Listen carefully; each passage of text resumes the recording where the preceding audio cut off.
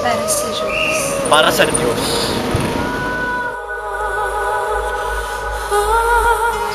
Para sa kapwa. Para sa kapwa.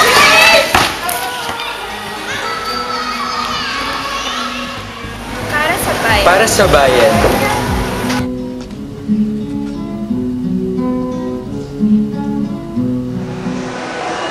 Pananampalataya. Siguro mas napalalim ang aking pananampalataya sa Diyos pagpunta ko sa mga prayer sessions.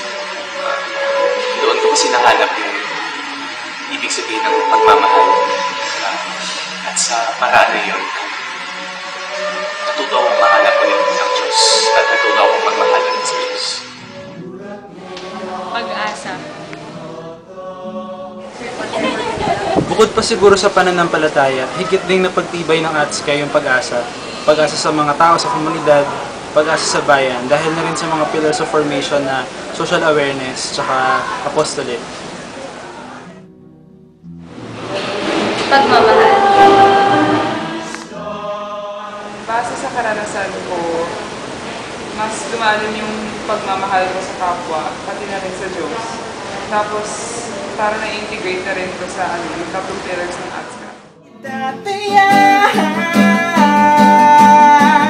Ano ba ang puso? Inurong dagat lalakbayin pagkat ika'y aking tanglaw, wala nang hiling kundi pag-ibig mo sa akin.